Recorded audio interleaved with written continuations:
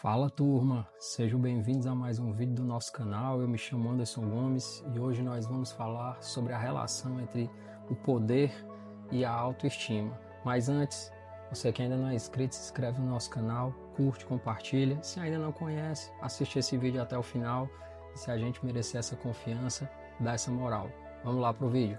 Pessoas que detêm ostensivamente o poder e o usam para humilhar os seus semelhantes geralmente possuem uma baixa autoestima.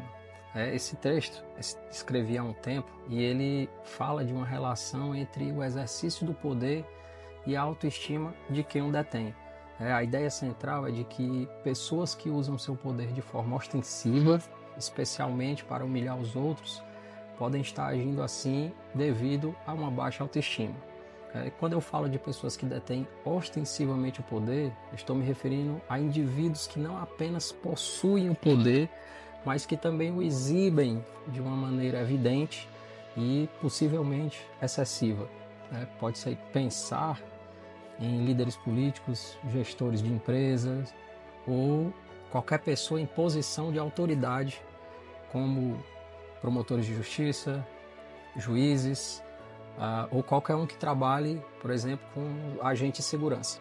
O poder pode ser entendido de várias maneiras, gente. Pode ser o poder político, como de um presidente, um governador, um prefeito do seu município. Pode ser o poder econômico, como o de CEOs de grandes empresas, ou mesmo o poder social, hoje muito relevante, de celebridades e influências digitais. Em todos esses casos, esse poder ele dá ao indivíduo uma capacidade de influenciar e controlar os outros. E quando eu digo que esses indivíduos usam o poder para humilhar os seus semelhantes, seus subordinados, aqui eu aponto para um uso mais negativo desse poder. Em vez de se usar o poder para liderar, inspirar e transformar a vida de outras pessoas, esses indivíduos usam para humilhar ou degradar os outros, frequentemente aqueles que são vistos como inferiores ou mesmo subordinados. E isso é reflexo de uma baixa autoestima, ou seja, a pessoa ela possui uma visão negativa dela mesma. Normalmente nós esperaríamos que pessoas poderosas tivessem uma autoestima elevada, uma autoconfiança. No entanto, em muitos casos, ocorre exatamente o contrário. O que se apresenta é uma baixa autoestima que pode se manifestar como uma insegurança interna, pessoal, uma necessidade constante de validação pelos outros, ou mesmo um desejo muitas vezes de se sentir superior.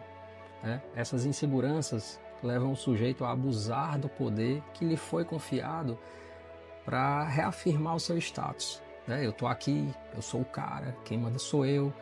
Ou então para compensar sentimentos de inadequação, pois ele se sente inferior e está sempre precisando diminuir o seu semelhante para se sentir superior. Pessoas que estão nessa posição deveriam demonstrar força e confiança e não abusar do poder para humilhar o próximo. Interessante nessas circunstâncias, gente, é que essas pessoas elas acreditam que seu ego ele está sempre correndo perigo e veem na arrogância uma forma de demonstrar uma certa superioridade. Elas não conseguem o respeito a si próprio por uma postura simples e humilde. Só atraem o medo e o ressentimento de quem está próximo. E muitas vezes precisa suportar essa situação como um trabalhador que precisa do seu emprego. Elas acreditam que seu ego está sempre em risco, E isso sugere que elas sentem uma constante ameaça à sua própria autoimagem, à sua autoestima. Pode haver até uma percepção de vulnerabilidade, de insegurança em relação a como elas se veem ou como são vistas pelos outros. Essa sensação de ameaça pode ser real, pode ser imaginária, mas ela é sentida de uma forma intensa por esse sujeito. Eles usam a arrogância, a prepotência como meio que um mecanismo de defesa, uma ferramenta para projetar uma imagem de força. E a arrogância ela pode se manifestar como um comportamento de superioridade, desdém pelo outro, ou uma necessidade constante de provar o seu valor, o seu status. né? O objetivo desse comportamento pode ser esconder seguranças internas, criando uma fachada de confiança e de controle da situação, né? E esses sujeitos também não conseguem alcançar o respeito através de comportamentos mais modestos e mais humildes. Pode haver uma crença de que a humildade é um sinal de fraqueza, ou que não gera o reconhecimento ou a admiração desejados por ele. E, por isso, vivem atraindo medo e ressentimento de quem está próximo e muitas vezes, como eu já disse, precisam suportar essa situação. E, em vez de um respeito genuíno, essa atitude leva ao afastamento, muitas vezes, das pessoas que estão ao redor em uma equipe, em uma relação familiar. E isso pode ser especialmente verdadeiro nesses ambientes onde as pessoas são obrigadas a conviver e compartilhar momentos juntos no local de trabalho, na sua própria casa. E essa dinâmica ela pode criar um ambiente tóxico, onde o respeito ele é baseado no medo e na imposição, em vez de admiração ou de uma valorização mútua. Isso sugere, gente, que pessoas com esse comportamento, eles veem o poder não como uma responsabilidade, mas como um meio de compensar as suas inseguranças. E o ponto mais crítico aqui é essa percepção do poder não como uma responsabilidade, mas sim como um meio de estar sempre tentando tapar um buraco que foi descoberto lá atrás. Em um cenário ideal, esse poder deve ser exercido com responsabilidade, respeito ao próximo e com o objetivo de alcançar resultados positivos para o maior número de pessoas possível. No entanto, indivíduos com baixa autoestima podem ver o poder como uma ferramenta para fortalecer o seu próprio ego frágil. Eles podem usar a sua autoridade para dominar, intimidar ou humilhar os outros, na tentativa de se sentirem sempre mais seguros ou, por vezes, mais importantes.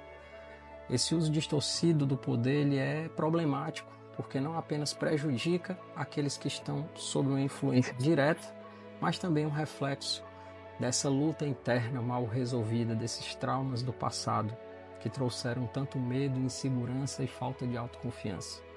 Em vez de abordar as suas inseguranças e trabalhar para melhorar sempre sua autoestima de uma maneira saudável, quem tem esse comportamento opta sempre por uma abordagem mais destrutiva, tanto para si como para o próximo.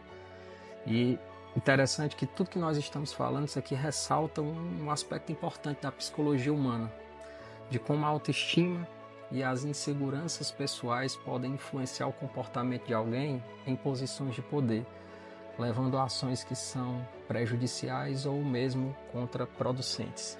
A referência a um ego sempre correndo perigo, a uma autoridade sempre correndo perigo, implica uma constante sensação de ameaça ou de vulnerabilidade, que essas pessoas tentam mascarar através de atitudes arrogantes e dominadoras.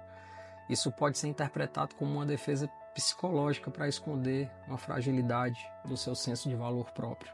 Em essência, é através da arrogância e da humilhação ao próximo que esses indivíduos criam em suas mentes uma ilusão de superioridade e de controle. Isso pode ser um ponto de reflexão, gente, importante sobre como nós compreendemos e nós respondemos ao comportamento autoritário e abusivo em diferentes contextos sociais ou profissionais. E aí eu te pergunto, você é abusador ou é abusado? Você é um líder ou você é um tirano?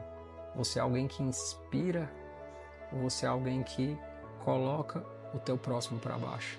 Faz essa reflexão, gente. Tanto quem se encontra nessa posição de superioridade, poder em determinadas situações, uma relação de trabalho, como quem se encontra na posição de liderado e precisa lidar com esse comportamento diário. E essa é uma reflexão que nós trazemos aqui para que, tanto em uma posição como em outra, nós possamos entender o que acontece e tentar, de alguma forma, ter empatia para ajudar qualquer o que tiver em qualquer uma das posições para que ajudar a mudar esse comportamento, ok?